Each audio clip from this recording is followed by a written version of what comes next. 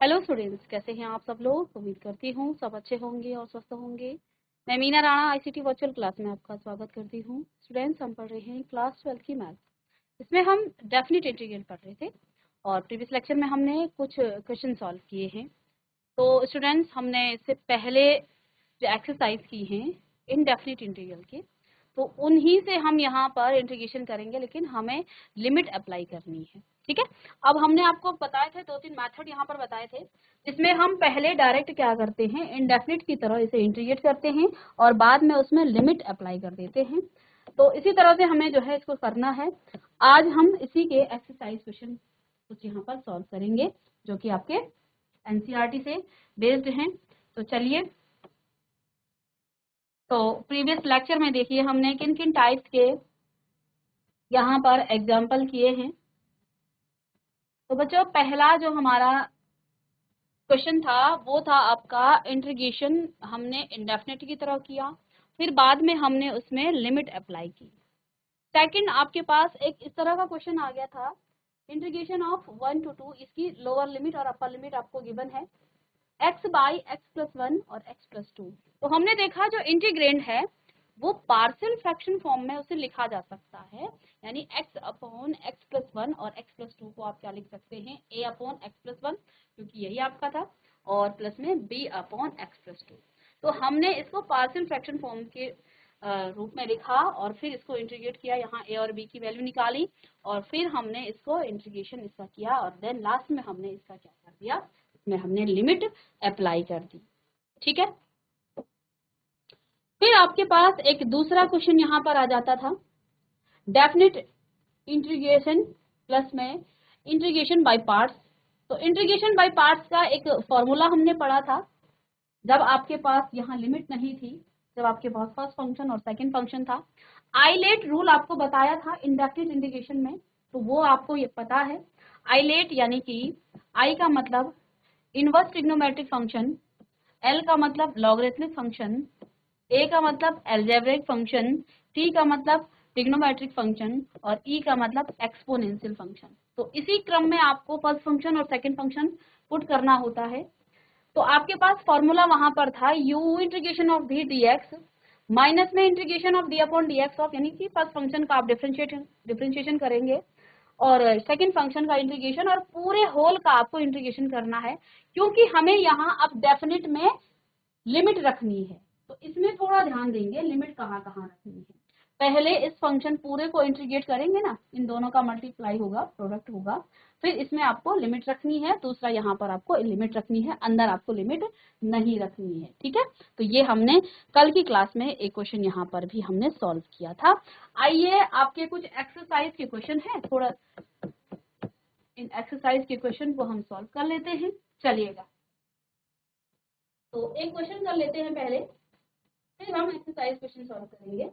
एक क्वेश्चन है आपका यहाँ पर, इंटीग्रेशन ऑफ 0 to π/2, π/4 है, sorry, 0 to π/4 sin cube 2t, sin cube 2t, sin cube 2t cos 2t dt, cos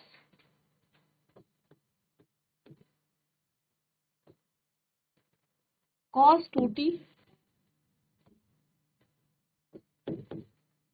dt।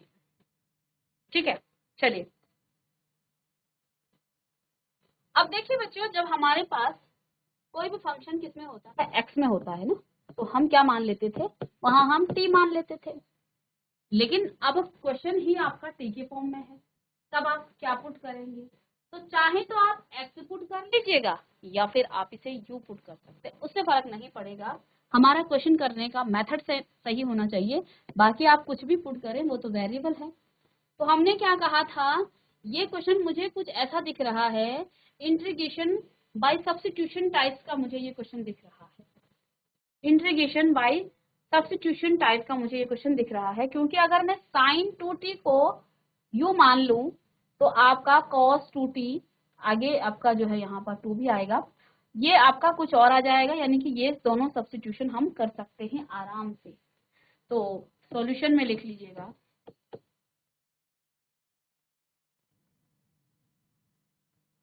Late I is equal to integration of 0 to pi by 4 sin cube 2t और cos 2t dt।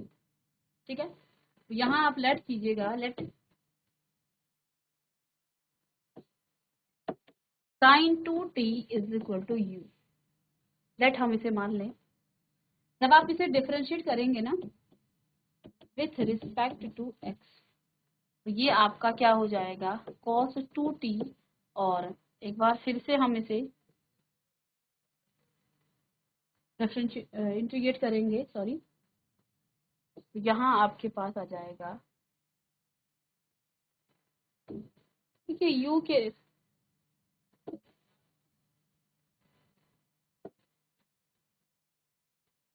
इसको आप t के respect में करेंगे with respect to t। अब ऊपर तो function आपका x में था इससे पहले, अब आपका फंक्शन किसके फॉर्म में है, अब फंक्शन आपका t के फॉर्म में है। तो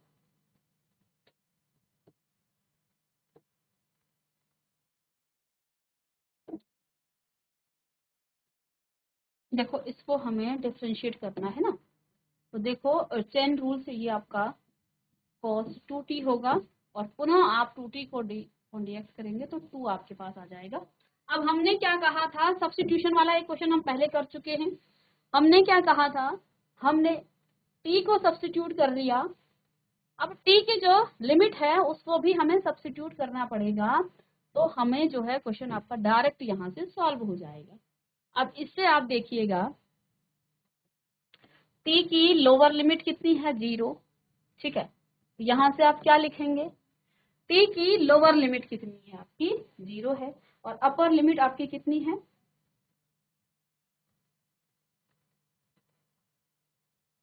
तो यहाँ से आप क्या लिखेंगे u is equal to sine 2 into 0, तो ये आपका 0 आ गया है। यहाँ से आप क्या लिख सकते हैं, u बराबर आपका 0, यानी कि अब लोअर लिमिट आपकी कितनी है 0, ठीक है। अपर लिमिट आप देखिएगा तो t बराबर आपका पाई बाय 4 है, ठीक है, तो u बराबर आपका क्या होना चाहिए साइन 2 इंटू पाई बाय 4, ठीक है, और साइन पाई बाय 2 का मान 1, तो u आपकी कितनी आ जाएगी यहाँ अपर लिमिट 1।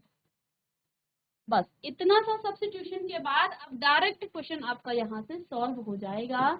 I बराबर आपका क्या आ जाएगा, इंटीग्रेशन ऑफ 0 to 1, 0 से लेके 1 की, और साइन, तो यहाँ पर t क्यूब साइन 2t को हमने सॉरी u मान लिया था ना, अब तो हम u के फॉर्म में ला रहे हैं पूरे क्वेश्चन को, तो u का क्यूब आप यहाँ पर कीजिएगा, और इसके बाद 2t, ये तो आपका पूरा ही 1/2 आगे आ जाएगा, और ये आपका du आ गया है। क्वेश्चन आपका इस फॉर्म में कन्वर्ट, चलिए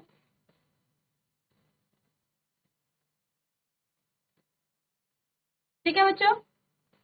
तो अब हमें बहुत कुछ, एक बार सब्स्टिट्यूशन के बाद दोबारा कुछ नहीं करना है, लिमिट यदि हमने चेंज कर दी तो फिर हमें कोई दिक्कत नहीं आएगी, यदि हमने क्वेश्चन में लिमिट चेंज कर दी तब कोई दिक्कत नहीं है, ठीक है। तो अब क्वेश्चन बहुत सिंपल सा हो गया है, यहाँ से देखिए क्या आ जाएगा, I बराबर आपका 1/2 integration of 0 to 1 u cube और du, इसको इंटीग्रेट करेंगे जब आप, तो 1/2 आपका बाहर रहेगा, और u की पावर 4/4, ठीक है। अब लिमिट आप रखेंगे 0 से 1 की तरफ, 1/4 को बाहर ले आएंगे, 1/8 आपका आ गया है, अंदर आपके पास u raise to the power 4, और ये 1 और 0, अपर लिमिट 1 है तो एक बार आप 1 रखेंगे, तो 1 माइनस में आपका क्या आ जाएगा 0, तो आंसर आ गया है 1/8। बस इसी तरह से हम क्वेश्चन सॉल्व करेंगे। चलिए म्यूट करेंगे इसे। तो जैसे हम इंटीग्रेशन बाय सब्स्टिट्यूशन करते थे तो दो चीजें तो हमें पता है, हम जिसे भी लेट करते हैं पूरा क्वेश्चन पहले यहाँ पर ध्यान देंगे एक्स के फॉर्म में ना होकर के क्वेश्चन ही आपका टी के फॉर्म में है, इसलिए हमने एक अलग वेरिएबल यहाँ पर पुट कर दिया है। आप चाहें तो इसे एक्स के फॉर्म में ला सकते थे, कोई दिक्कत नहीं। जहाँ टी है वहां पर आपका इसको आप एक्स मान लेते और फिर आप क्या करते टी के फॉर्म में इसको डिफ्रेंशिएट करते, तो आपका जो डी टी था वो आपका डीएक्स के फॉर्म में आ जाता, क्वेश्चन भी आपका एक्स में आ जाता, तो पूरा ही क्वेश्चन आपका एक्स में आ जाता। फिर आप लिमिट रखते तो आंसर आपको सेम मिलेगा, कोई फर्क इससे नहीं पड़ेगा। तो हमने एक अलग सा वेरिएबल यहाँ पर मान लिया u। तो पहला सब्स्टिट्यूशन 2t साइन 2t को हमने u मान लिया है, लेकिन यहाँ पर तो साइन का की क्यूब है तो सब अब यहाँ क्यूब आया। और जो आपका cos 2t है इसको देखो सब्स्टिट्यूशन में हम क्या करते हैं, जिसे हम लेट करते हैं उसी को डिफरेंशिएट करते हैं और किसके रिस्पेक्ट में किया, यहाँ t के रिस्पेक्ट में किया, तो क्या आ गया है 2 cos 2t is equal to d u upon d t. और यहाँ से हमने cos 2t dt का मान निकाल लिया है, वो आ गया 1/2 du। और इसको सब्स्टिट्यूट करेंगे और इससे पहले हमने लिमिट भी यहाँ से क्या करनी है, लिमिट भी चेंज कर दी हमने। देखिए t के फॉर्म में आपका t बराबर आपका लोअर लिमिट 0 था, तो u इज इक्वल टू आपको जहाँ t है वहाँ आप 0 रखें, तो यहाँ आपका 0 आ गया। ऐसे ही t बराबर π/4 है, तो u बराबर क्या हो जाएगा साइन 2 π/4, यहाँ पाई से 4 से 2 कट गया तो साइन π/2 ये आपका 1 आ गया, यानी कि अपर लिमिट आपकी 1 आ गई है। ठीक है, अब इन सभी सब्स्टिट्यूशन को आप यहाँ पर आई में पुट करें, तो आई में पुट करने से आपको क्या आ गया 1/2 आपका कॉमन आ गया, 0 से पाई 0 से 1 और u क्यूब डी यू, और ये आपका इजिली सॉल्व हो गया। बस इसी तरह से हमें इसे सॉल्व कर लेना है। चलिए बच्चों, चलिए एक और क्वेश्चन आपके एक्सरसाइज क्वेश्चन से, क्वेश्चन नंबर आज का 2, integration of 0 to 4 sin 2x और dx, इसको भी हमें इंटीग्रेट करना है। ठीक है, चलिए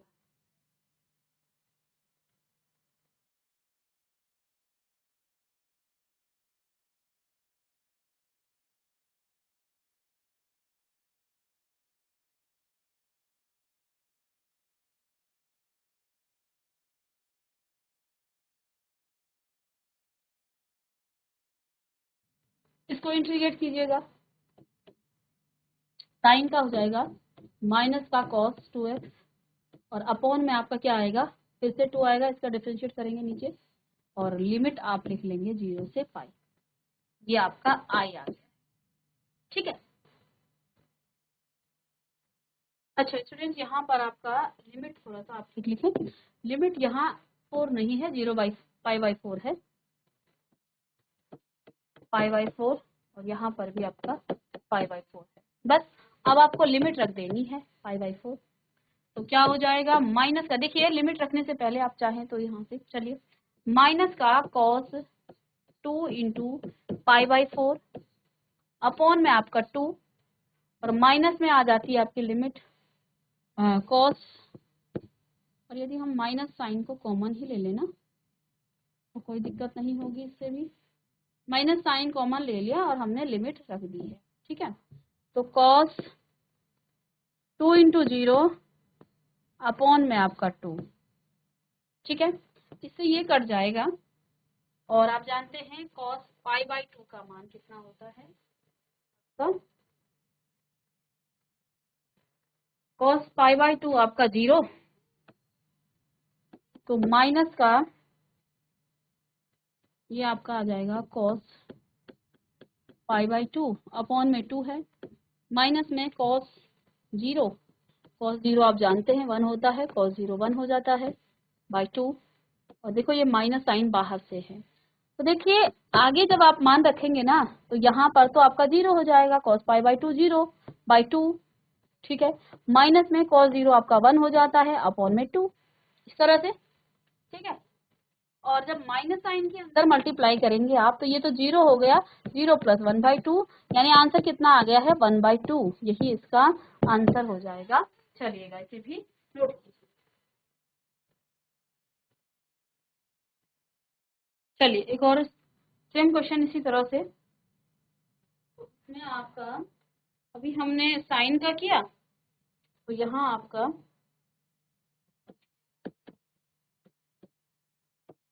0 से π/2, और अब आपका cos 2x,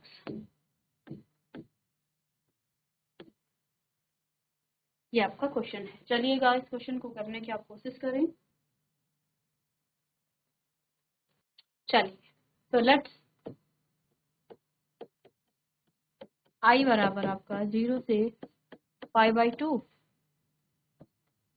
cos 2x dx, ठीक है। तो i इज इक्वल टू आपका, इसको इंटीग्रेट आप करेंगे जब, तो cos x का हो जाता है sin x, sin 2x, और इसको आप नीचे डिफरेंशिएट करेंगे d/dx ऑफ 2x, तो ये आपका 2 आ जाएगा। और अब आप लिमिट रखेंगे 0 से π/2, सेम क्वेश्चन है, ठीक है। तो यहाँ पर sin 2 मल्टीप्लाई बाय π/2 अपॉन में 2, माइनस में sin 2 इंटू 0 अपॉन 2, और देखिए इस 2 से 2 कट गया, sin π/2 माइनस में sin 0/2, तो ये आपका 0 माइनस 0, तो यहाँ पर 0 आपका आंसर आ गया। चलिए चलिए तो नोट करें।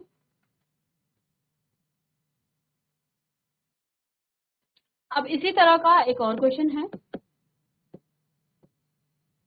क्वेश्चन है आपके पास 0 to π/4, 0 to π/4 10x dx, इसको इंटीग्रेट करना है आपको, तो आपने इंटीग्रेट करना है। अब बच्चों आप इसको इंटीग्रेट कैसे करेंगे? देखिए 10x का इंटीग्रेशन क्या होता है, देखो 10x को आप क्या लिख सकते हैं, 10x को आप लिख सकते हैं i बराबर, हम कर देते हैं इसको 0 to π/4, इसको आप लिखेंगे sin x by cos x dx। अब सब्स्टिट्यूशन मेथड यहाँ यूज करेंगे, cos x को आप क्या मानेंगे, cos x को आप t मानेंगे, डिफरेंशिएट करेंगे विथ रिस्पेक्ट टू x के रिस्पेक्ट में, तो cos x का हो जाता है माइनस का sin x, और ये हो जाएगा dt बाई dx, यानी कि माइनस sin x और dx is equal to dt। इसमें आप क्या लिखेंगे, sin x dx बराबर माइनस का dt। सब्स्टिट्यूट करने पर यहाँ पर क्या हो जाएगा, इंटीग्रेशन ऑफ 0 to π/4, और cos x की जगह आपने क्या लिखना है 1/t, और यहाँ आप लिखेंगे माइनस साइन बाहर कर दीजिएगा dt। इसको जब आप इंटीग्रेट करेंगे तो क्या आ जाएगा, माइनस साइन तो बाहर रहेगा, चलिए इंटीग्रेट कर रहे हैं ना आप, तो ये 1/t आपका क्या हो जाएगा log ऑफ मॉड t, और यहाँ आपको लिमिट रख देनी है 0 से π/4, ठीक है। t का मान हमने कितना रखा था, cos x, तो क्या हो जाएगा माइनस का log मॉड cos x, और लिमिट आप यहाँ पर रख लीजिएगा, ठीक है। डायरेक्ट भी आप कर सकते थे, डायरेक्ट भी आप यहाँ पर लिमिट को पुट कर सकते थे, ठीक है। डायरेक्ट आपने कई बार जो है ये क्वेश्चन किया भी है, तो डायरेक्ट भी आप इसे सॉल्व कर सकते थे। अब हमें कुछ भी नहीं करना है, यहाँ पर सिर्फ और सिर्फ लिमिट रखनी है, तो log ऑफ मॉड cos π/4 है ना, माइनस में log cos 0, ठीक है, π/4 और log cos 0। तो हम जानते हैं π/4 का मान होता है 1/√2, तो माइनस में log 1/√2, और cos 0 का मान 1 होता है log 1। इसमें आप और फॉर्मूले लगाकर और इसे सॉल्व कर सकते हैं, और का मतलब रूट हटाएंगे, ठीक है, और जब रूट हटाएंगे तो 1/2 हो जाएगा, ठीक है। चलिए, तो ये तो आपका माइनस साइन तो बाहर से है ना, और आगे अगर इसे सॉल्व करना है ना आपको, तो आप क्या लिखेंगे, माइनस तो बाहर से है ही, लॉग ऑफ 1/2 को की पावर 1/2। और देखो जब पावर लॉग से यहाँ पावर होती है ना तो वो आगे आ जाता है, ये तो आपको पता ही है। और log 1, ठीक है, log 1 तो आपका, तो ये आपका आ जाएगा माइनस का साइन, और फिर 1/2 ऑफ log 2, ठीक है, और माइनस साइन फिर से बाहर जाएगा तो ये इसका रेसिप्रोकल हो जाएगा, तो log 2 हो जाएगा। तो माइनस साइन भी आपका यहाँ से हट जाएगा, बस log के ही फॉर्मूले यहाँ पर लगने हैं। तो आंसर आपका क्या आ गया है, 1/2 log 2, ठीक है, ये तो आपका 0 हो जाएगा, log 1, ठीक। और हमने क्या किया, m raise to the power log of m raise to the power n, ये आगे आ जाता है, तो ये 1/2 अंदर बाहर आगे आया। फिर माइनस साइन है, क्योंकि जब आगे आया है तो उसे पावर में भी ले जाएंगे, इसकी पावर क्या हो जाएगी, 1/2 की माइनस पावर हो जाएगी, और माइनस पावर हुई है तो रेसिप्रोकल करेंगे, रेसिप्रोकल करेंगे तो 1/2 आपका क्या हो जाएगा, 2/1, 2/1 को आप क्या लिख सकते हैं, log 2। तो यही इसका आंसर हो जाएगा। तो यहाँ से जो है हमने थोड़ा नीचे वाला पोर्शन ऊपर कर दिया है, नीचे स्पेस नहीं था, तो फाइनली आंसर इसका 1/2 log 2 आ गया है। ये इतना भी छोड़ देंगे, ये भी आपका आंसर हो जाएगा। ये तो हमारी कैलकुलेशन है, log का फॉर्मूला लगाने हैं, log हमें यहाँ अप्लाई करना है, तो बाकी आपने इसी तरह से इंटीग्रेट इसको करना है, ठीक है। चलिए, अब नेक्स्ट क्लास में हम मिलते हैं कुछ और क्वेश्चंस के साथ, तब तक के लिए थैंक यू।